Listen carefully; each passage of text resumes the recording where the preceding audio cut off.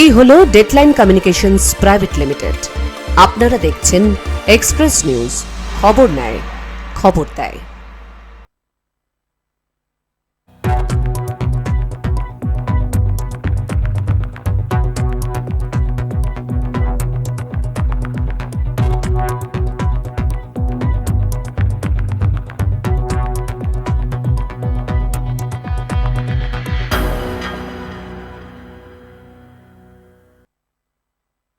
Health Express brought to you by Poroshmoni Healthcare Private Limited, Robotic Asansol.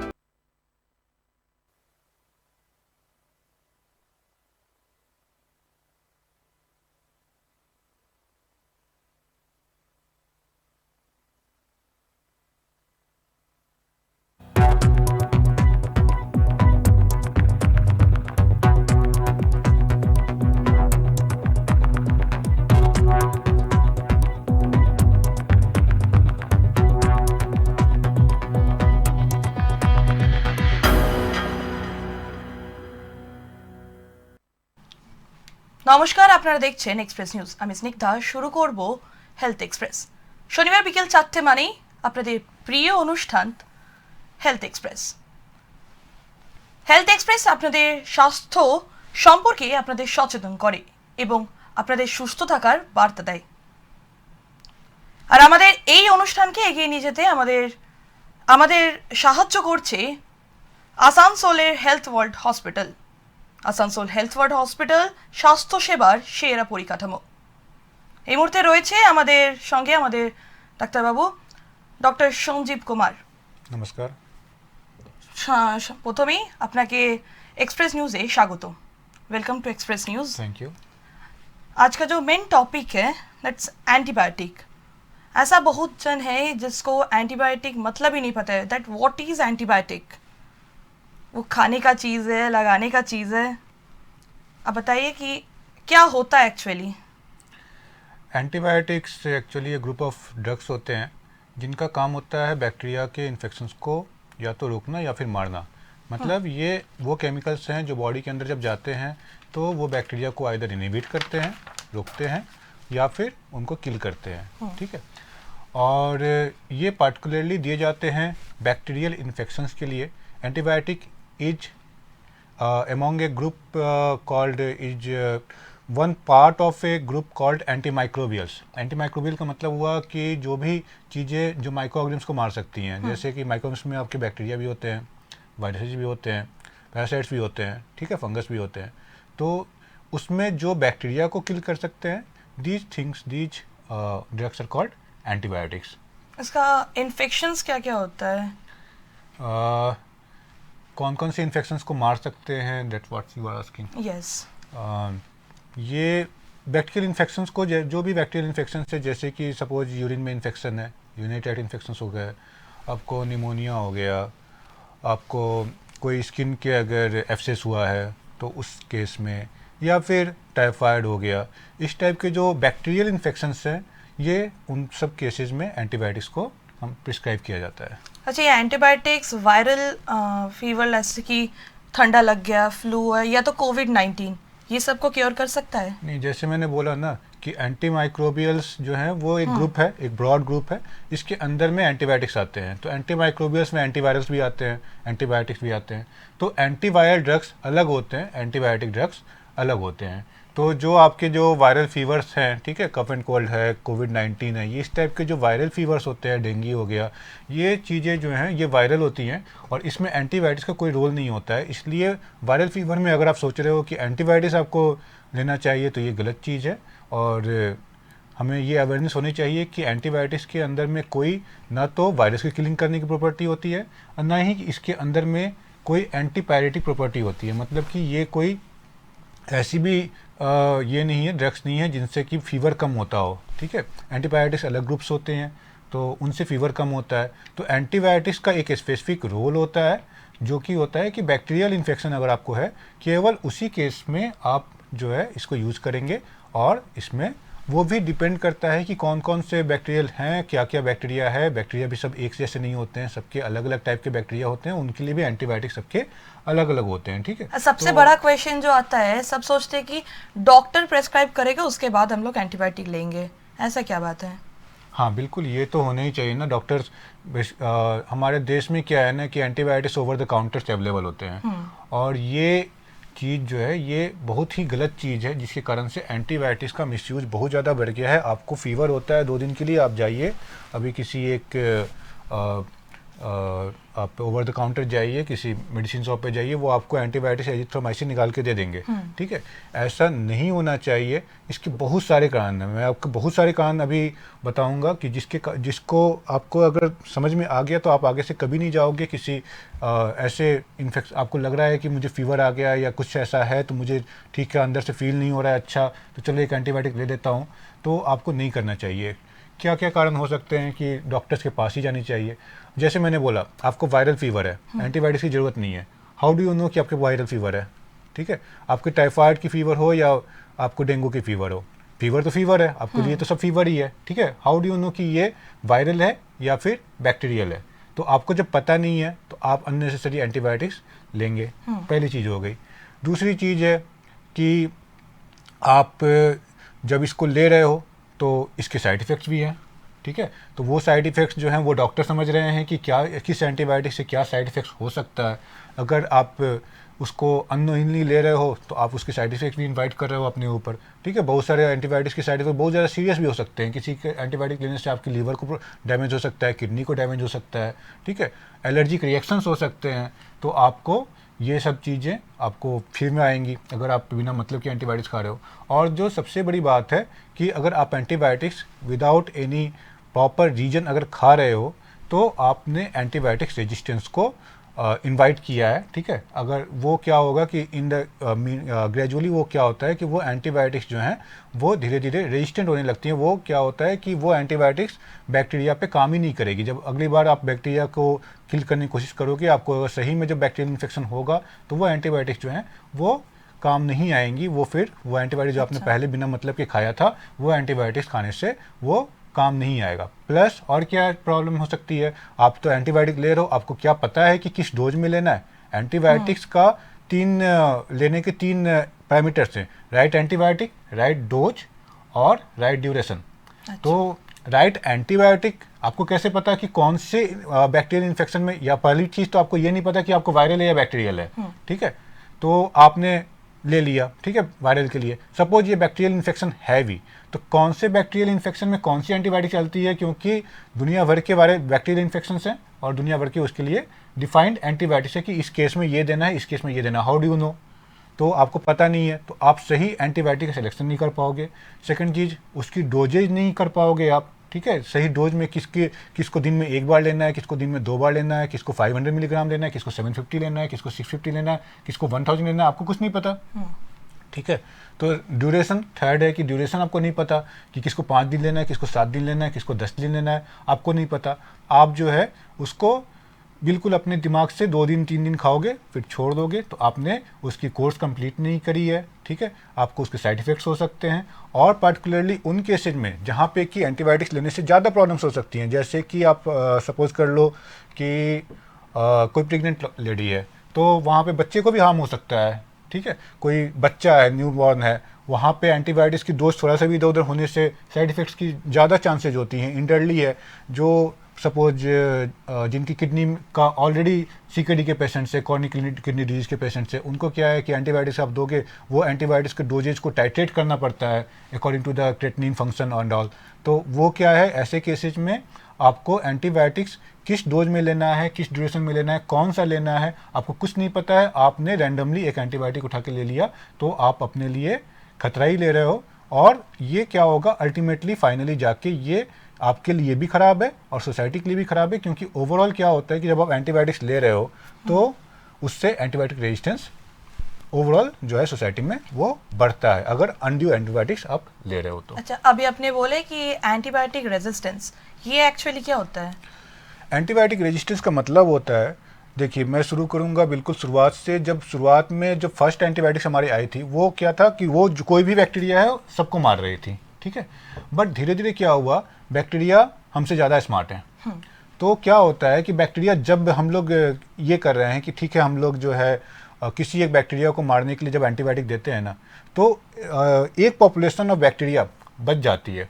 Suppose आपके घर पे किसी ने अटैक किया, ठीक है, आपके शहर पे किसी ने अटैक किया, तो मैक्सिमम लोग मर गए, 80-90% लोग मर गए। जो 10% बचे हैं वो क्या करेंगे, उनको पता है कि भाई हमारे ऊपर अटैक आता है तो हमें अपने आप को स्ट्रांग बनाना है, तो वो क्या करेंगे, वो अपने आप को वेपन्स खरीदेंगे, अपने आप को स्ट्रांग बनाएंगे। तो वैसे ही है, अगर आप बैक्टीरिया को एंटीबायोटिक से मारने की कोशिश करोगे और एंटीबायोटिक्स कंप्लीटली अगर वो बैक्टीरिया को मार देता है, सारे पॉपुलेशन को खत्म कर देता है, तो देयर इज नो इशू। लेकिन अगर मान लीजिए वो बैक्टीरिया कुछ से एक population, small population of bacteria बच गया, तो वो क्या करेगी, वो जब ग्रो करेगी तो उनके अंदर होते हैं म्यूटेशंस, ठीक है।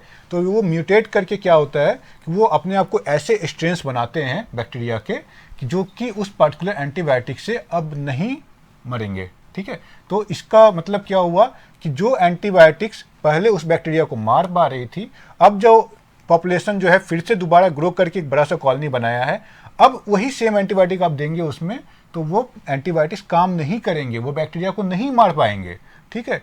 और इस फेनोमेना को बोलते हैं एंटीबायोटिक रेजिस्टेंस का डेवलप करना, and this is a very real issue. Antibiotic resistance जो है वो बहुत ज़्यादा डेवलप हो रहा है। दैट्स वाई ये अवेयरनेस प्रोग्राम्स ये बहुत ज़्यादा इंपॉर्टेंट है, ताकि आप लोग को समझ में आए कि ओवर द काउंटर मेडिकेशंस नहीं लेने हैं और हमें बिना मतलब की एंटीबायोटिक्स नहीं खानी है, क्योंकि एंटीबायोटिक रेजिस्टेंस बहुत ज़्यादा डेवलप हो रही है। अच्छा, why is this antibiotic resistance called as a silent threat? ऐसा इसलिए है क्योंकि आप तो इमीडिएटली आपको समझ में नहीं आ रहा ना, आपने आज एक एजिथ्रोमाइसिन ले लिया, आपके गले में एक दर्द था, आपको लगा कि आपको एक लेना चाहिए, आप गए, आप दुकानदार से पूछा आपने, तो उसने एजिथ्रोमाइसिन दे दिया आपको, आपने ले लिया। नॉर्मली जब हम लोग दुकान में जाते हैं कि ठंडा लगा है, वो लोग एजिथ्रोमाइसिन 500 रेगुलरली दे देते हैं, ठीक है। अभी आपने क्या किया कि उससे ले लिया, आपको लगा, आपने ठीक भी हुआ क्योंकि वायरल फीवर है, वो तो ऑटोमेटिकली चला जाएगा, वो चला भी गया। एंड और क्या होगा कि आपको कुछ पता नहीं है, बट ग्रेजुअली आपने धीरे धीरे जो अपने आपने बिल्डअप किया है ना, जो बैक्टीरिया को थोड़ा थोड़ा एंटीबायोटिक्स का एक्सपोजर दिया है आपने, उससे वो क्या हो रहा है, वो धीरे धीरे करके एंटीबायोटिक रेजिस्टेंस बना रहा है। आज आपको पता नहीं चल रहा है, दिस इज साइलेंट, आज आपको कुछ समझ में नहीं आ रहा कि आपने क्या कर दिया है। आप जो इसको लेके इसके कारण से, लेकिन ग्रेजुअली ओवर 10 ईयर्स जो कम्युनिटी में जो सब लोग इतने सारे गलत तरीके से एंटीबायोटिक्स खा रहे हैं, इसके कारण से क्या हो रहा है, जो एक एंटीबायोटिक रेजिस्टेंस का जो बैक्टीरिया का जो एंटीबायोटिक रेजिस्टेंस आ रहा है, ठीक है, वो ऐसा आ रहा है कि जिसके कारण से बहुत सारे ऐसे बैक्टीरिया, बहुत सारे ऐसे इन्फेक्शंस आ रहे हैं निकल के सामने, जो किसी भी एंटीबायोटिक्स से नहीं मरने वाले हैं, या फिर जो एंटीबायोटिक्स काम करेंगे वो एंटीबायोटिक्स काफ़ी हायर लेवल के एंटीबायोटिक्स हैं, ठीक है। तो इसलिए ये एक साइलेंट थ्रेट है जो कि आज नहीं समझ में आ रहा है, लेकिन ओवर द टाइम सोसाइटी में एक ऐसा पॉपुलेशन ऑफ बैक्टीरिया जो है वो एग्जिस्ट कर रहा है, जो कि किसी भी एंटीबायोटिक से किल नहीं होंगे, और ये बहुत ही एक ग्रेव सिचुएशन होने जा रही है। अभी समझ में नहीं आ रहा है, फ्यूचर में समझ आएगा, उसका इफेक्ट पड़ेगा। बिल्कुल। एंड एंटीबायोटिक अगर मिसयूज हो गया, उसका क्या क्या कॉज हो सकता है? एंटीबायोटिक्स हम लोग की सोसाइटी में क्यों मिसयूज होता है, ये भी बहुत इंटरेस्टिंग चीज़ें हैं कि क्यों हम लोग मिसयूज करते हैं। अभी आप किसी फॉरेन कंट्री में जाएंगे ना, आपको एंटीबायोटिक्स ओवर द काउंटर मिलेगा ही नहीं, तो आप कर लो, आप मांगो उनसे, वो बोलेंगे डॉक्टर्स की प्रिस्क्रिप्शन दिखाओ, हमारे यहाँ बिना प्रिस्क्रिप्शन के अवेलेबल है। तो ये सबसे बड़ा मिसयूज के कारण है। ओवर द काउंटर एंटीबायोटिक्स की जो अवेलेबिलिटी है उसको तो हमें रोकना चाहिए, यहाँ पे इसका मिसयूज के कारण है। दूसरा कारण है कि आपने जब ओवर द काउंटर लिया तो आपको डोजेज नहीं पता है, ड्यूरेशंस नहीं पता है, तो आप उसको मिसयूज ही कर रहे हो, ठीक है। तीसरी चीज़ है, जब आप डॉक्टर के पास गए भी, ठीक है, आप डॉक्टर के पास गए, आपने बोला डॉक्टर साहब मुझे तो कल से ही ठीक होना है, आप मुझे एंटीबायोटिक दे दो।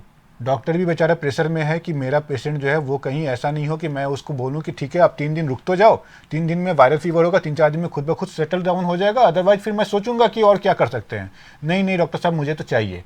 तो आपने जो एक प्रेशराइज किया, डॉक्टर वो उनको लगा कि शायद they will lose their patient, तो उन्होंने एक antibiotics for the sake of कि चलो ठीक है कर देते हैं, वो उसने एक एंटीबायोटिक लिखा। ये एक मिसयूज़ का कारण ये भी है। अभी मिसयूज़ का कारण ऐसे भी होता है कि सपोज आपने शेयरिंग की, सपोज आपको एक फीवर था, आपको टाइफाइड हुआ था, डॉक्टर के पास आपने गया, उसने टाइफाइड की मेडिकेशंस लिखी हैं, ठीक है। आपके एक दोस्त को हुआ है डेंगू, आपने बोला भाई मुझे भी फीवर आ रहा था, पता है डॉक्टर ने मुझे ये दिया था।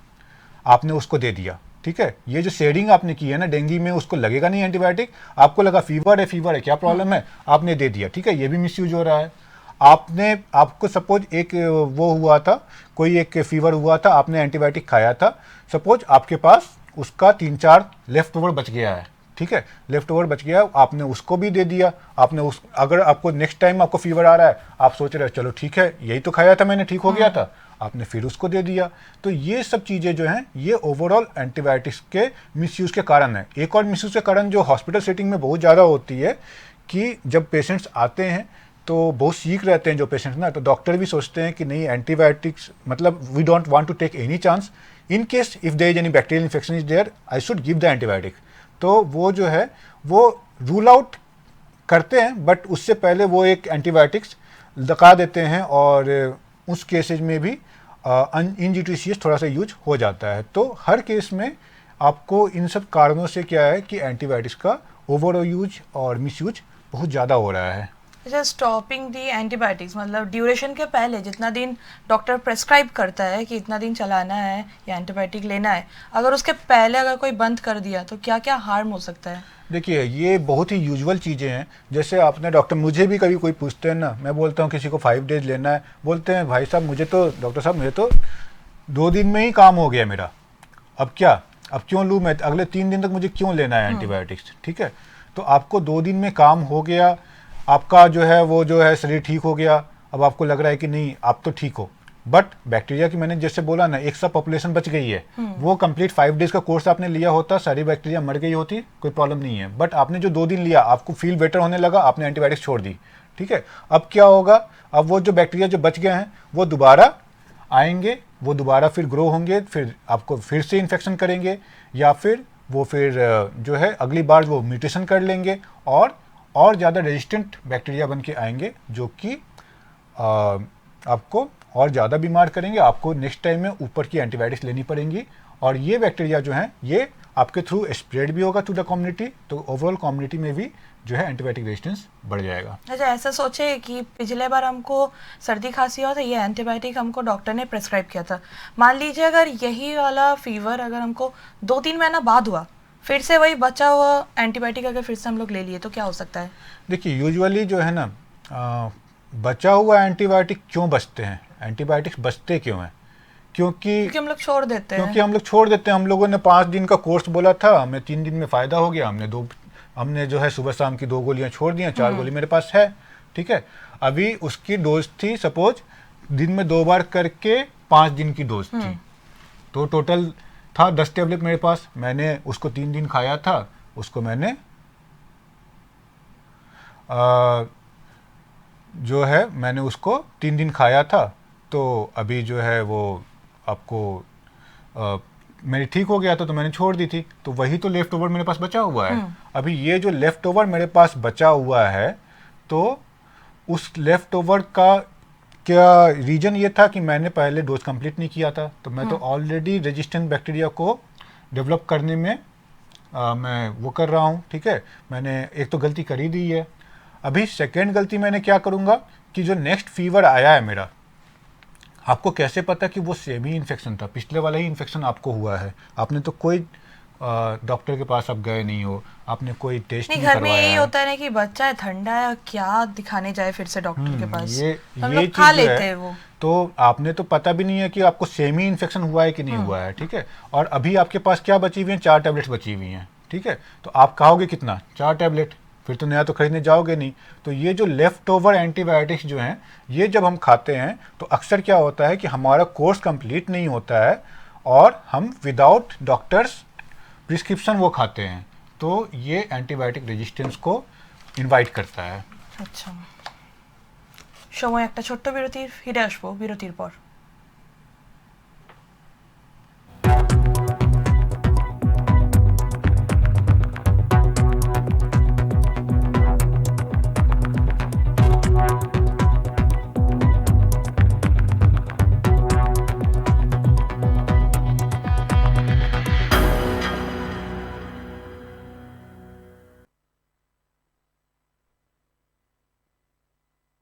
চিকিৎসা ক্ষেত্রে এক যুগান্তকারী নাম হেলথ ওয়ার্ল্ড হসপিটাল।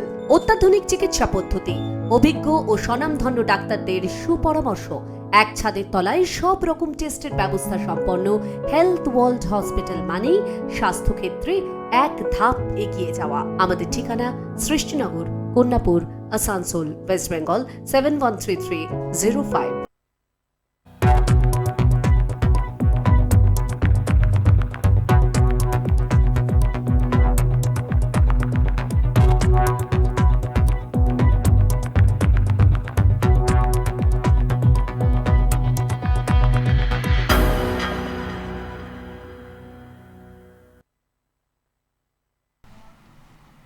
ফিরে এলাম বিরতির পর। নজর রাখছি হেলথ এক্সপ্রেসের দিকে। হেলথ এক্সপ্রেস আমাদের এই বিশেষ প্রোগ্রামকে এগিয়ে নিয়ে যেতে আমাদের সাহায্য করেছে আসানসোলের হেলথ ওয়ার্ল্ড হসপিটাল, আমাদের স্বাস্থ্যসেবার সেরা পরিকাঠামো। डॉक्टर साहब, जब बहुत कॉमन एंटीबायोटिक्स होता है बंद कर देता है वो काम करना, मान लीजिए हम एंटीबायोटिक्स तो लिए पर वो काम नहीं कर रहा है, तब क्या हो सकता है? जब कॉमन एंटीबायोटिक्स आपको काम करने बंद कर देते हैं तो आपको हायर एंटीबायोटिक्स पे जाने पड़ते हैं। अभी हायर एंटीबायोटिक्स आपको जो है वो बहुत सारे एंटीबायोटिक्स ऐसे हैं जो कि ओरली काम नहीं करेंगे, उनके लिए आईवी आपको एंटीबायोटिक्स लेने पड़ते हैं। और आईवी एंटीबायोटिक्स लेने के लिए आपको हॉस्पिटल में एडमिट होना पड़ता है, क्योंकि IV antibiotics most of the time doctors prefer करते हैं कि हॉस्पिटल के अंदर में ही, तो आपको हॉस्पिटल में एडमिशन भी लेना पड़ेगा, ठीक है। और जो जितने आप ऊपर के एंटीबायोटिक्स में जाओगे आपका साइड इफेक्ट प्रोफाइल जो है ना वो भी बढ़ जाता है, ठीक है। तो किडनी पे असर पड़ सकता है, आपको एलर्जिक रिएक्शन भी हो सकते हैं, ठीक है। तो आपको जितने ऊपर के एंटीबायोटिक्स पे जाओगे आपकी साइड इफेक्ट्स को साथ में रख के आपको वो एंटीबायोटिक्स दिए जाते हैं ताकि आपका जो है इन्फेक्शन ठीक हो सके। तो आपको हॉस्पिटल में स्टे आपका बढ़ जाएगा, हॉस्पिटल में एडमिशन करना पड़ेगा, हॉस्पिटल में आपकी स्टे बढ़ जाएगी, आपको साइड इफ़ेक्ट्स ज़्यादा हो जाएंगे। तो ये सब जो प्रॉब्लम्स हैं, और आपकी कॉस्टिंग तो ऑब्वियसली बढ़ेगी ही, क्योंकि वो हायर एंटीबायोटिक्स हैं तो वो ज़्यादा कॉस्टली होते हैं। तो ये सारी प्रॉब्लम्स आपको आएंगी जब कॉमन एंटीबायोटिक्स ख़त्म हो जाते हैं हमारे काम करना। तो हमें जैसे हम लोग बहुत ये सारे समझेंगे कैसे कि हम ये एंटीबायोटिक मेरे में काम कर रहा है?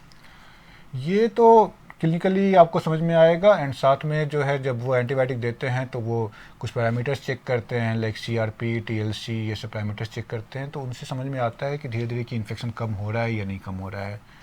अच्छा, ये जो हम लोग बोले थे एंटीबायोटिक रेजिस्टेंस, ये क्या पर्सन टू पर्सन स्प्रेड कर सकता है? जी हाँ, एंटीबायोटिक रेजिस्टेंस जैसे पर्सन टू पर्सन इस तरीके से स्प्रेड कर सकता है। सपोज कोई एक आदमी है जिसको इन्फेक्शन है, जिसकी कि एंटीबायोटिक रेजिस्टेंट जो है ऑर्गेनिजम्स हैं उसमें, ठीक है। जो बहुत सारे एंटीबायोटिक्स रेजिस्टेंट हो जाते हैं जब ऑर्गेनिजम्स, तो उनको हम लोग बोलते हैं MDR strains, multi drug resistant organisms, ठीक है। तो ये अगर MDR स्ट्रेन्स से वो ऑर्गेनिज्म वो अगर कोई इन्फेक्टेड है, ठीक है, तो क्या होगा कि जब आप उसको टच करोगे पेशेंट को, या फिर पेशेंट की सराउंडिंग को टच करोगे, जस्ट जहाँ पे पेशेंट के सपोज सलाइवा है या फिर पस है या फिर स्प्यूटम है, ठीक है, वो रेस्पिरेटरी सिक्रीशंस हैं, वो अगर वहाँ पे हैं वैसे एरियाज़ को अगर आप टच कर रहे हो और फिर आप अपने आपके अंदर वो इन्फेक्शंस आ रही हैं, तो वो जो इन्फेक्शन आएगी वो भी तो आपको भी तो MDR इन्फेक्शन ही लगेगी, ठीक है। तो MDR इन्फेक्शन जो हैं वो एक पर्सन से दूसरे पर्सन तक स्प्रेड हो सकती हैं। अभी मैं आपको एक चीज़ बताता हूँ कि जैसे एक कॉमन बग होता है स्टेफाइलोकोकस ऑरियस। जो MDR जब होता है तो उसको हम लोग बोलते हैं MRSA, मिथिसिलिन रेजिस्टेंट स्टेफाइलोकोकस ऑरियस। तो ये जो मिथिसिलिन रेजिस्टेंट स्टेफाइलोकोकस ऑरियस होते हैं, ये क्या है कि माना जाता था पहले कि ये हॉस्पिटल्स में होते हैं, क्योंकि MDR स्ट्रेन्स जितने हॉस्पिटल के अंदर की जो इन्फेक्शंस होती हैं ना वो ज़्यादा रेजिस्टेंट होती हैं एंटीबायोटिक्स से इन कंपेरिजन टू द जो कम्युनिटी में जो इन्फेक्शंस होते हैं। तो ये माना जाता था पहले कि ये हॉस्पिटल के अंदर की इन्फेक्शंस हैं, but gradually we came to see कि ये इन्फेक्शन तो कम्युनिटी में भी आ रहा है। तो ये कम्युनिटी में कैसे आ रहा है? ये धीरे धीरे हॉस्पिटल से अब कम्युनिटी में इसको अलग से नाम दिया गया है CAMRSA, community acquired methicillin resistant staphylococcus aureus, ठीक है। तो ये इन्फेक्शन जो कि पहले हॉस्पिटल में केवल मिलता था, अभी जो है ये कम्युनिटी में भी ईजिली ट्रांसमिट हो रहा है। तो आप सोचो कंडीशन जो है वो पहले से ख़राब हो चुकी है। इसलिए हमें, और ये कैसे होता है, शेयरिंग ऑफ द कॉमन आपको जो है इक्विपमेंट्स हो गए, रेजर्स हो गए, टॉवेल्स हो गए, जो अगर किसी इन्फेक्टेड पर्सन का आप वो कर रहे हो तो वो आपको आ सकती हैं। अच्छा, antibiotics increase causing hospital stage and medical tests, इसके बारे में? हाँ देखिए, अगर किसी को इन्फेक्शन हुआ है, किसी ने कोई हॉस्पिटल में आ रहा है, तो आप उसको ब्रॉडली ऐसे समझिए कि उसको दो कैटेगरी में आपने डिवाइड कर दिया। एक तो जिनको कि कोई इन्फेक्शन है, ठीक है, एक दूसरा है कि नॉन इन्फेक्टिव है। तो पहले कैटेगरी जिनको कि इन्फेक्शंस हैं, अभी अगर उनको नॉर्मल इन्फेक्शंस हैं तो हम उनको क्या करेंगे, उनको हम इंडोर में ये करेंगे, ट्रीट करेंगे। किसी को सीरियस इन्फेक्शंस है, किसी को एमडीआई इन्फेक्शंस है, तो हमें क्या करना पड़ेगा, हमें उनको ट्रीट करना पड़ेगा इन द आईसीयूज। अच्छा, कोई प्रॉपर डायग्नोसिस ज़रूरत है क्या? कंप्लीट। हाँ, अभी दूसरी चीज़ है कि अगर किसी को अगर नॉर्मल इन्फेक्शंस हैं, ठीक है, तो उनको जो एंटीबायोटिक्स लगेगी वो आप कुछ एक ब्रॉड स्पेक्ट्रम एंटीबायोटिक्स दे दोगे तो वो ठीक हो जाएंगे। बट इनके लिए आपको क्या करना पड़ेगा, आपको पहले टेस्ट करके देखना पड़ेगा, क्योंकि नॉर्मल एंटीबायोटिक्स काम कर नहीं रहे हैं, तो आपको देखना पड़ेगा कि कौन कौन से एंटीबायोटिक्स काम कर रहे हैं। तो कल्चर कराना पड़ेगा, वो करके वो जो टेस्ट कराओगे उसमें भी रिपोर्ट आने में 3 दिन का टाइम लगता है। तो उसके बाद फिर आपको एक लंबा ड्यूरेशन ऑफ एंटीबायोटिक देना पड़ेगा, तो ओवरऑल आपके हॉस्पिटल की स्टे बढ़ेगी, ठीक है, और आपको साइड इफेक्ट प्रोफाइल बढ़ेगा। This is for those patients who have come with infection. अभी जो पेशेंट्स इन्फेक्शन लेके नहीं आए हैं, this is more grave situation. अभी सपोज कोई पेशेंट ऐसे हैं जो कि इन्फेक्शन लेके नहीं आए हुए हैं, ठीक है, वो सपोज उनको दूसरे किसी कारण से आए हुए हैं कि, लेकिन उनको आपने उनकी यूरिन नहीं पास हो रही थी, कोई ऑब्स्ट्रक्शन था, आपने क्या किया, आपने कैथेटराइजेशन किया है, यूरिनरी कैथेटर लगाया है, ठीक है, उनको सांस लेने में प्रॉब्लम हो रही थी, आपने उनको मैकेनिकली वेंटिलेट किया है। तो ऐसे केसेज में क्या होता है ना कि ये जो आपने यूरिनरी कैथेटर लगाया है या मैकेनिकल वेंटिलेशन दिया है, they itself predispose the patient for infections. तो क्या होगा कि इन्फेक्शंस जो हैं वो पेशेंट के अंदर में जाएंगी, and these infections which go through the route of the devices, they are usually hospital acquired and multi drug resistant. तो पेशेंट आया था किसी नॉन इन्फेक्टिव कारण से, ठीक है, उसको यूरिन पास आउट करने में प्रॉब्लम हो रही थी, उसको एक वेंटिलेशन मतलब उसको सांस लेने में प्रॉब्लम हो रही थी, आपने हॉस्पिटल में उसको एडमिट किया और उसको गिफ्ट कर दिया। क्या गिफ्ट किया? एक इन्फेक्शन गिफ्ट किया, ठीक है, आपने उसको एक इन्फेक्शन गिफ्ट किया, और वो भी नॉर्मल इन्फेक्शन नहीं गिफ्ट किया, आपने उसको एमडीआर इन्फेक्शन गिफ्ट किया है, एक जो है एंटीबायोटिक रेजिस्टेंट ऑर्गेनिज्म का इन्फेक्शन गिफ्ट किया है। अब वो बेचारा अपने जो ओरिजिनल प्रॉब्लम थी उसको वो ठीक हो चुका है, now he is suffering with A infection which is caused by the hospital stay. अभी आप सोचो ये कितनी ग्रेव सिचुएशन है, बट दिस इज रियलिटी, ऐसा होता है। और ये चीज़ें जो हैं पेशेंट की नंबर ऑफ हॉस्पिटल स्टे बढ़ा देती हैं, उसकी मॉर्बिडिटी बढ़ा देती हैं, और प्रॉब्लम्स को और ज़्यादा कॉम्प्लिकेट कर देती हैं। दैट्स वाई हॉस्पिटल में इन्फेक्शंस को जो है संभालना बहुत चैलेंजिंग होता है। अच्छा, प्रॉपर जो डायग्नोसिस होता है, प्रॉपर डायग्नोसिस के बाद ही प्रेस्क्राइब क्यों किया जाता है? एंटीबायोटिक्स की प्रिस्क्रिप्शन के लिए ना प्रॉपर डायग्नोसिस बहुत ही ज़्यादा इंपॉर्टेंट होता है। क्यों इंपॉर्टेंट होता है ये प्रॉपर डायग्नोसिस के लिए? क्योंकि अगर आपने डायग्नोस नहीं किया तो आपको कैसे पता कौन सी इन्फेक्शन है। सपोज फीवर, जैसे मैं पहले भी एक बार बोला हूँ कि अगर फीवर है, ये टाइफाइड भी हो सकता है, ये डेंगू भी हो सकता है। How do you know? ठीक है, कुछ तो और सिम्टम्स आते हैं बट डॉक्टर्स को वो समझ में आता है, बट वो कंफर्म कैसे होगा? अगर डेंगू है, नो एंटीबायोटिक्स इज रिक्वायर्ड। अगर टाइफाइड है, आपको अकॉर्डिंगली एंटीबायोटिक्स आर रिक्वायर्ड। ठीक है, तो आपको कैसे पता कि ये इन्फेक्टिव है कि नॉन इन्फेक्टिव है? तो आपको तो वो करना पड़ेगा ना, आपको उसकी टेस्ट करवानी पड़ेगी। जब तक आपने प्रॉपर जो है ये किया नहीं है, फॉलोअप किया नहीं है, इन्वेस्टिगेशंस किए नहीं है, यू नेवर नो कि आपको पेशेंट के अंदर में क्या चल रहा है। इसलिए हम बोलते हैं कि जब भी डॉक्टर बोलते हैं जो टेस्ट करवाने के लिए, जो उनको लगता है, फील होता है कि नहीं ये इन्फेक्शन हो सकता है, एंड वो कौन सा इन्फेक्शन है, because antibiotics for each and every infection varies. तो वो कौन सा इन्फेक्शन है, डॉक्टर को क्लिनिकल प्रोफाइल देख के उनको जो समझ में आता है वो टेस्ट लिखते हैं, और आपको टेस्ट करवाने चाहिए। अकॉर्डिंगली ही डॉक्टर फिर प्रॉपर कौन सा टेस्ट होता है? ऐसा कौन सा टेस्ट होता है जैसे कि समझ में आए कि इस पेशेंट को ये वाला एंटीबायोटिक देना है? यूजुअली जो है जो टेस्ट हम लोग करवाते हैं वो कल्चर का टेस्ट होता है। कल्चर का टेस्ट का मतलब होता है कि हमने क्या किया, पेशेंट के सैंपल को ले लिया। पेशेंट के सैंपल कुछ भी हो सकता है, जैसे यूरिन की इन्फेक्शन है तो यूरिन हो सकता है, अगर उसको सांस की इन्फेक्शन है, ठीक है, तो उसको हमने स्पूटम ले लिया उसका, किसी को पस बन रहा है तो उसका पस ले लिया, किसी की अगर सेप्सिस है तो उसको ब्लड ले लिया, ठीक है।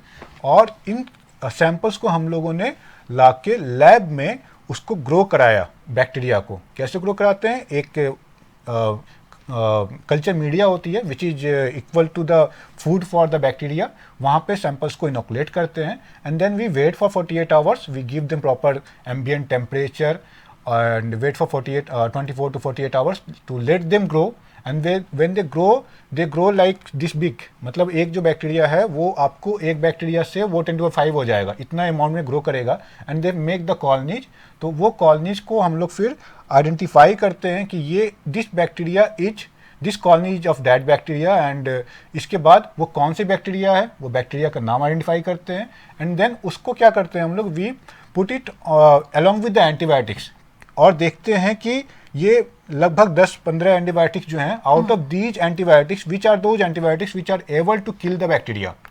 तो हम फिर वो रिपोर्ट बनाते हैं कि we have found this particular bacteria in the blood of the this patient or urine of this patient, and these are the antibiotics which are working, which are able to kill the bacteria, and these are those antibiotics which are not able to kill the bacteria in the lab। तो doctors को ये अच्छे से समझ में आ जाता है कि ये कौन से इन्फेक्शन से वो डील कर रहे हैं और वो कौन से एंटीबायोटिक्स हैं जो कि इन पे काम करेंगी, अकॉर्डिंगली वो अपने ट्रीटमेंट को प्लान कर पाते हैं। अच्छा, ऐसा कोई बात है क्या कि एक गुड लेबोरेटरी से ये वाला टेस्ट करना ज़रूरी है? जी हाँ, बिल्कुल।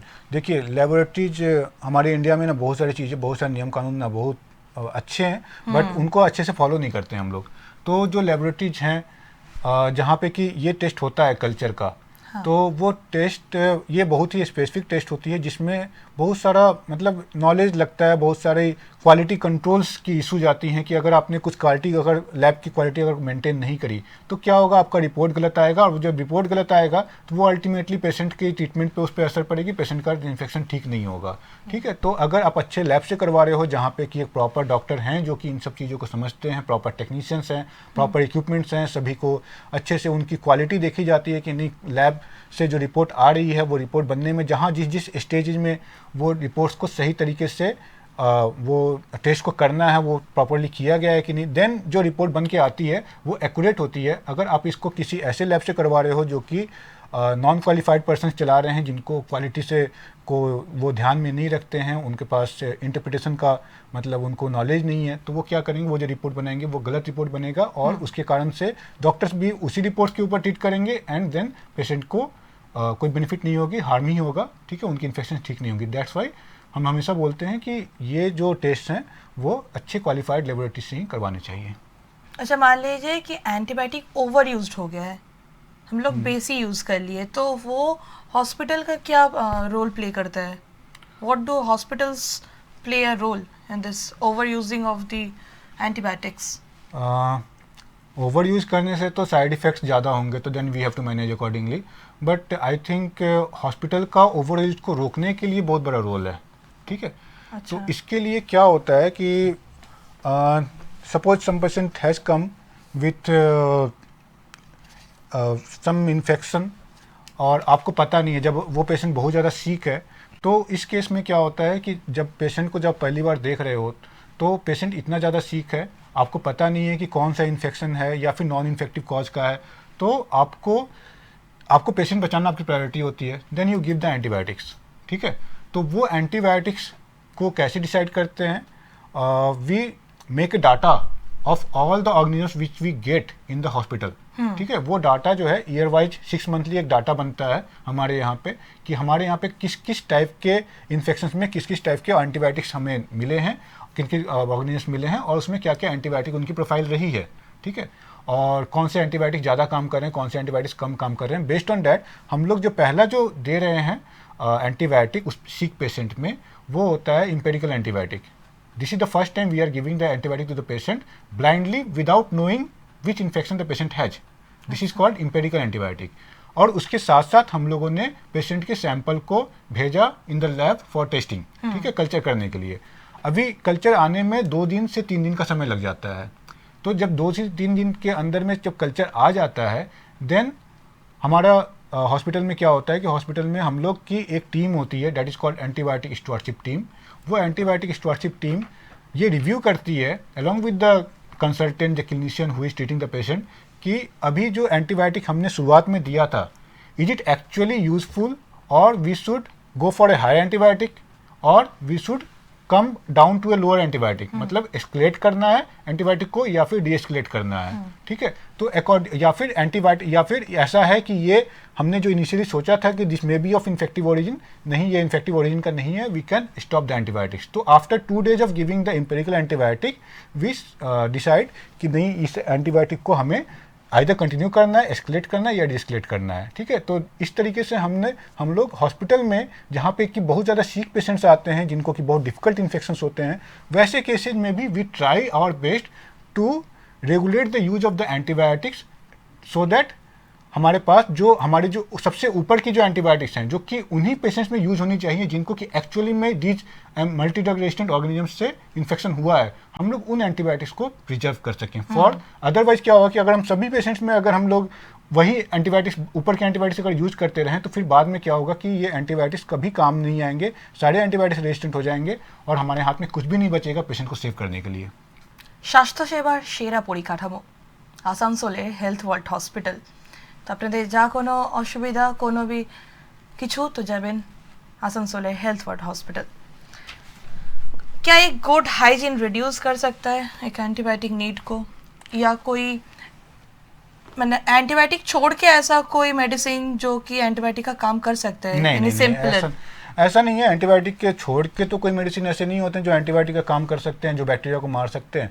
हाँ, ये है कि अगर आप वायरल फीवर्स में एंटीबायोटिक को अगर अवॉइड कर सकते हैं, सपोज किसी को नॉर्मल कफ एंड कोल्ड है, ठीक है, या फीवर आ रहा है, बहुत कम एज का जो होता है जैसे बच्चे लोग को अगर नहीं, let the doctors decide whether they have the infection और नॉट, ठीक है। आप डॉक्टर्स को ये कर दीजिए अगर उनको लगेगा बैक्टीरियल इन्फेक्शन है, बट बच्चे की जो अगर फीवर है, बच्चे को अगर आपको लग रहा है कि कोई इन्फेक्शन का सस्पिशन है, you go to a child specialist और उनके उससे ही लीजिए, ठीक है, मतलब प्रिस्क्रिप्शन से ही लीजिए आप एंटीबायोटिक्स, क्योंकि वहाँ पे डोजेज का बहुत ज़्यादा इंपॉर्टेंट होता है। प्रेग्नेंट लेडीज हैं, बच्चे हैं, वहाँ पे डोजेज और कौन सी एंटीबायोटिक चल सकती है, कौन सी एंटीबायोटिक नहीं चल सकती है, किसकी साइड इफेक्ट ऐसी है कि वो प्रेगनेंसी में नहीं दी जा सकती है, बच्चों में नहीं जा सकता है, दे दो your consultants your doctors know very well. तो आप बिना किसी ये के प्रिस्क्रिप्शन के आप एंटीबायोटिक्स नहीं लें, दैट इज इम्पॉर्टेंट। अच्छा, as you are a doctor, have you noticed any increase in the antibiotic resistance? आपने कभी अपने लाइफ में कभी फेस किया है ऐसा प्रॉब्लम? ये हर एक डॉक्टर ने फेस किया है, इंक्लूडिंग मी। मैंने बहुत सारे ऐसे पेशेंट्स देखे हैं, ऐसे आईसीयूज में reports, particularly those patients who are admitted in the ICUs, उनके अंदर में ऐसे ऐसे इन्फेक्शंस अभी यू वोंट बिलीव इतने ज़्यादा बुरे तरीके से MDR स्ट्रेन्स जो हैं वो मिल रहे हैं, not only in our hospital but it is reported from all over India and even all over the world, कि बहुत सारे ऐसे इन्फेक्शंस आपको आ गए हैं जो कि MDR होते हैं, मल्टी ड्रग रेजिस्टेंट होते हैं, और जहाँ पे कि जस्ट 1 या 2 एंटीबायोटिक काम कर रहे होते हैं। और कभी कभी हमें ऐसे भी ऑर्गेनिजम्स मिलते हैं जो कि जिस पे कोई भी एंटीबायोटिक काम नहीं कर रहा होता है। वी आर हेल्पलेस कि कोई भी एंटीबायोटिक अब इस पे काम नहीं करेगा। तो ये एक ऐसा नहीं है कि फ्यूचर का प्रॉब्लम है, दिस चीज एविडेंट ये यहाँ पे है, अभी हमारे यहाँ पे ऐसा चल रहा है। आप जो है कम्युनिटी में बैठ के ये समझ में नहीं आती हैं, जब आप हॉस्पिटल में आओगे, ICU में आओगे, आप देखोगे कि पेशेंट्स ऐसे ऐसे हैं जो कि MDR ऑर्गेनिजम्स से, ये जो हैं सुपरबग्स से ये अफेक्टेड हैं, और हमें बहुत मुश्किल होती है इनको ट्रीट करने में। हमें ऐसे एंटीबायोटिक्स देने पड़ते हैं जिनको कि देने से ही किडनी पे असर पड़ना शुरू हो जाता है, बट वी आर हेल्पलेस, हमारे पास दूसरा कोई चॉइस नहीं होता कि इनको बचाना है तो हमें ये एंटीबायोटिक्स देने ही पड़ेंगे, ऐसा होता है, ठीक है। तो ये इन्फेक्शन ऐसा नहीं है कि आज हम लोग मिसयूज कर रहे हैं, फ्यूचर में ये प्रॉब्लम्स आएंगी, ये प्रॉब्लम्स आ चुकी हैं, we are already very late, और अब अगर और लेट करेंगे ना तो हमारे पास कुछ नहीं बचेगा, ठीक है। तो इसलिए हमें आज से ही बहुत ज़्यादा समझदारी से काम लेना होगा, और एंटीबायोटिक्स को जितना हो सके कम से कम यूज करें। Only use antibiotics in those cases where actually they are required with the prescription of your doctors. Okay, last but not the least, ऐसा कोई खाना या एक्टिविटीज़ जो हम लोग को स्टॉप या बंद करना है जब ये एंटीबायोटिक चलेगा, ये एंटीबायोटिक ड्यूरेशन के टाइम? नहीं है, ये कम्प्लीटली डिपेंड्स ऑन कि आपने क्या एंटीबायोटिक लिया है। This should be discuss with your doctor, ठीक है। ऐसा पर्टिकुलरली ओवरऑल कोई रूल नहीं होता है। एंड मैं जो है लास्ट में ऐसा बोलना चाहूँगा कि जो चीज़ें हैं जो मतलब एक फाइनल मैं क्या बोलना चाहूँगा, टेक होम मैसेजेस क्या हैं कि आप ओवर द काउंटर मेडिकेशंस मत लें, एंटीबायोटिक्स नहीं लेंगे। जब भी एंटीबायोटिक्स लेना हो अपने डॉक्टर से पूछ के लें। अगर एंटीबायोटिक्स आपने लिया है तो डॉक्टर्स ने जिस डोज में बोला है उस डोज में खाएं, जितनी ड्यूरेशन तक बोला है उतनी ड्यूरेशन तक लें। एंटीबायोटिक्स को जो आपके पास एंटीबायोटिक्स सपोज आपने 20 का पैकेट लिया था और आपके पास 7 डेज का कोर्स था, आपके छः बच गए हैं, ठीक है। तो ऐसा नहीं है कि उसको लेफ्ट ओवर करके आप उसको फिर अगले बार किसी दोस्त को आप दे दें या फिर आपको फिर कभी री इन्फेक्शन हुआ तो फिर से बिना सोचे समझे उसी एंटीबायोटिक्स को ले रहे हैं। वो नहीं करें। अपने डॉक्टर्स को प्रिस्क्राइब ये एंटीबायोटिक्स लिखने के लिए आप ये नहीं करें, प्रेशराइज नहीं करें, ठीक है। ये सारी चीज़ें ध्यान रखें और अपने सबसे बड़ी बात अपने आसपास जो है साफ़ सफाई रखें। हैंड वॉशिंग को ज़्यादा वो करें, फॉलो करें। पेशेंट को जाके टच कर रहे हैं तो उसके बाद हैंड वॉशिंग जरूर करें। पेशेंट की सराउंडिंग को टच करने के बाद भी हैंड वॉशिंग करें ताकि आप बीमार नहीं हो। और अपने चारों तरफ जो है अपने खाने को, अपने पानी को, अपनी इन्वायरमेंट को साफ़ सुथरा रखें ताकि आप बीमार कम पड़ें। अगर आप बीमार कम पड़ेंगे तो आपको एंटीबायोटिक्स की ज़रूरत भी कम पड़ेगी और हम लोग ओवरऑल जो है एक हेल्दी लाइफ स्टाइल को लीड कर सकते हैं और एंटीबायोटिक रेजिस्टेंस को रोकने में बहुत मदद मिलेगी। एक वैक्सीन कैसे इम्पोर्टेंट हो सकता है? सिमिलरली जैसे वैक्सीन का इन पार्टिकुलर एंटीबायोटिक रेजिस्टेंस में कोई डायरेक्ट रोल नहीं है, बट हाँ वैक्सीन लेने से बहुत सारे इन्फेक्शंस जो हैं रुकते हैं। तो बैक्टीरियल भी होते हैं, वायरल भी होते हैं। इवन इफ वायरल इन्फेक्शंस भी अगर रुक रहे हैं तो कभी कभी क्या होता है कि वायरल इन्फेक्शन के कारण जो है बॉडी की इम्यूनिटी कमज़ोर हो जाती है। Then we get the bacterial infections, super added bacterial infections, ठीक है। तो इसलिए जो है आप कोशिश करिए कि जो है वैक्सीन जो हैं वो आप सारे के सारे कंप्लीट कीजिए। इससे आप ओवरऑल आपकी हेल्थ जो है वो ठीक रहेगी और आप जो है वो बीमार कम पड़ेंगे तो आपको एंटीबायोटिक्स की यूजेज भी आपकी कम ही रहेगी। अच्छा, what are the simple steps every individual have to take when to stop misuse of the antibiotics? आपको जैसे मैंने अभी पहले ही बोला है कि मैं 1 बाय 1 आपको बता ही देता हूँ ठीक से कि जब भी आपको कभी ऐसा लगे कि आपको कोई एक ऐसी चीज़ हो रही है जिसमें कि आपको एंटीबायोटिक की ज़रूरत पड़ेगी, ठीक है, तो आप जब डॉक्टर के बिना जा रहे हैं, आप किसी दवाई की दुकान पे जा रहे हैं तो जब भी कोई दवाई का दुकानदार आपको कुछ दे रहा है कि सर ये खा लो आप ठीक हो जाओगे, देन आस्क देम कि does any of these thing contain any antibiotic. तो वो आपको बताएगा कि सर ये वाला तो एंटीबायोटिक है, तो आप बोलो कि नहीं सर मुझे ये नहीं चाहिए। आपको खुद से अपनी अवेयरनेस होनी चाहिए कि मुझे एंटीबायोटिक्स नहीं लेनी है, ठीक है। आप खुद से एंटीबायोटिक्स कब लेनी है? Only with the prescription opinion of the doctors. आप डॉक्टर के पास जा रहे हो तो एंटीबायोटिक्स को आपको लेना है, ठीक है। जब डॉक्टर जो भी बोले, सबसे पहली चीज़ है कि डॉक्टर के पास आप जाओगे तो may be doctors will say कि 3-4 दिन तक आप रुक जाइए। अगर आपकी जो है कोई इन्फेक्शन जो है वो अगर कंटिन्यू रहेगी then we will do the test and क्योंकि यूजुअली ये वायरल है तो आपको इसमें कुछ ज़रूरत नहीं है। You will just take paracetamol, take some hydrations and take rest, तो इसी से ठीक हो जाएगा। तो आपको पेशेंस होना चाहिए कि आपने उस चीज़ों को फॉलो किया, क्योंकि आपको क्या होता है आप इम्यूनेसेंट हो जाते हो कि नहीं सर हमें 4 दिन के बाद तो 4 दिन तक कैसे रुकेंगे, we have to attend our offices and हमें तो कल ही ठीक होना है। तो वो नहीं करना है आपको। आप जब डॉक्टर के पास जाओ तो डॉक्टर जैसे बोल रहे हैं कि आप 3-4 दिन वेट करके देख लो, देन आप पेशेंटली 3-4 दिन वेट करके आप देख लो कि आप ठीक हो जाओगे। अगर नहीं होता है देन आपके डॉक्टर्स जो हैं वो आपको कुछ टेस्ट जो हैं वो प्रिस्क्राइब करेंगे, तो आप उन टेस्ट को करवा लो। ऐसा नहीं होता है कि टेस्ट निगेटिव हो गया। एक कॉमन एक नोशन होता है ना कि टेस्ट करवा लिया और कुछ भी नहीं निकला, मेरा सारा पैसा बर्बाद हो गया। ये जो है ये दिस इज वेरी मतलब क्या, आपको कुछ नहीं निकला तो डॉक्टर्स को भी तो पता होना चाहिए ना कि आपको क्या चल रहा है आपको, तो वो तो टेस्ट लिखेंगे ही ना। तो वो टेस्ट आप करवा लो। आपको टेस्ट करवाने से जो भी अगर मिलता है, कुछ अगर एविडेंट होता है कि कोई एक इन्फेक्शन है, then the doctor will prescribe you the antibiotics. तो जब एंटीबायोटिक्स आपको प्रिस्क्राइब किया गया है then you have to be very patient in taking the antibiotics, क्योंकि कभी कभी क्या होता है एंटीबायोटिक्स खाने के साथ साथ आपका पेट खराब हो जाएगा, ठीक है। खाने के 1-2 दिन एंटीबायोटिक खाया, आपका पेट खराब हो गया तो आपने एंटीबायोटिक बंद कर दिया। एंटीबायोटिक क्यों बंद कर दिया? आप जाओ ना डॉक्टर के पास, पूछो कि सर मेरा तो पेट खराब हो गया, अब मुझे क्या करना है। There are ways to resolve this. आपको इससे बाहर आने का तरीके होते हैं ना, डॉक्टर आपको कुछ और भी कुछ ऐसे ये कर सकते हैं, मॉडिफिकेशंस कर सकते हैं या फिर कुछ और ऐड ऑन कर सकते हैं जिससे कि आपकी प्रॉब्लम जो है वो सॉर्ट आउट हो जाएगी, ठीक है, वोमिटिंग होने लगी।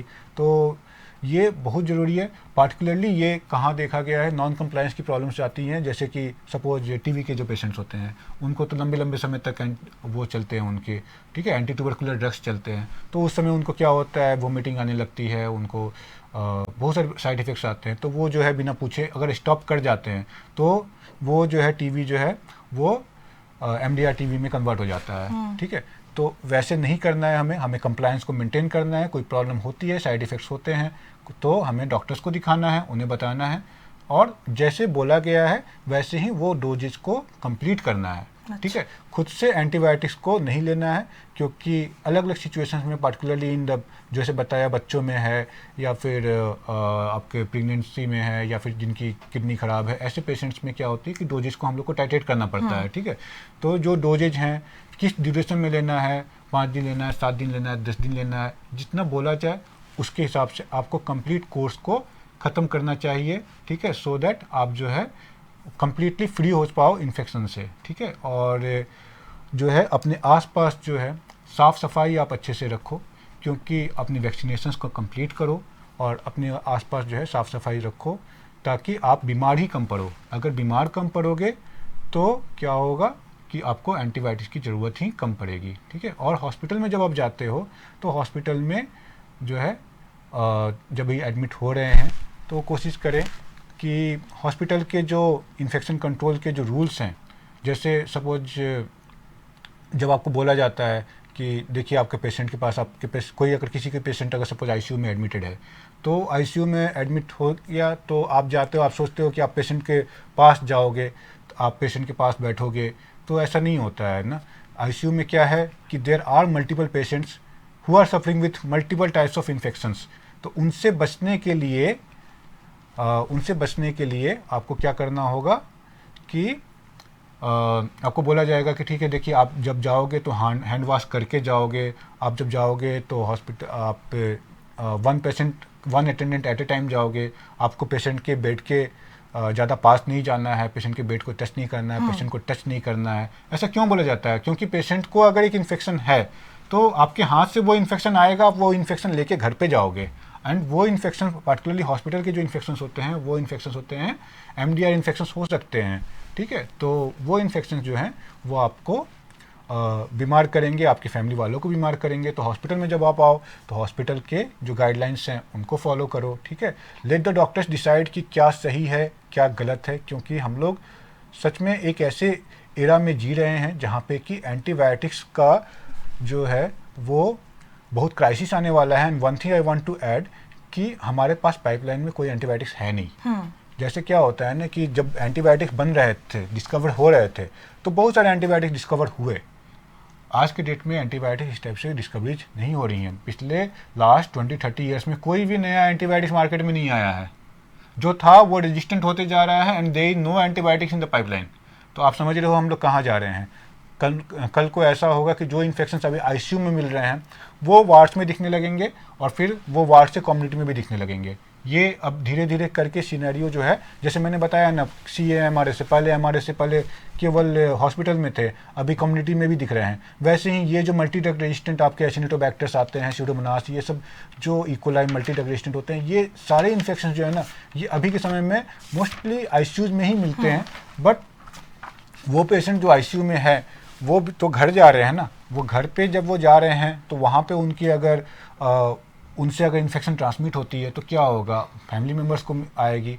तो ऐसा होगा कि ये इन्फेक्शंस जो हैं वो धीरे धीरे करके आईसीयू से लेके आपको वार्ड्स से कम्युनिटी में आ जाएंगे। तो इसलिए आप यू ट्राई योर बेस्ट कि हाइजीन को मेंटेन करें और एंटीबायोटिक्स को ओवरयूज को आप रोकें। নমস্কার, আমাদের প্রোগ্রাম এখনকার মতন এই পর্যন্তই এবং আমাদের এই বিশেষ প্রোগ্রামকে এগিয়ে নিয়ে যেতে আমাদের সাহায্য করেছে আসানসোলের health world hospital. Asansol health world hospital স্বাস্থ্যসেবার সেরা পরিকাঠামো। ধন্যবাদ। হেলথ এক্সপ্রেস এখনকার মতন এই পর্যন্তই। চোখ রাখুন এক্সপ্রেস নিউজের পর্দায়। এক্সপ্রেস নিউজ, খবর নাই, খবর দেয়।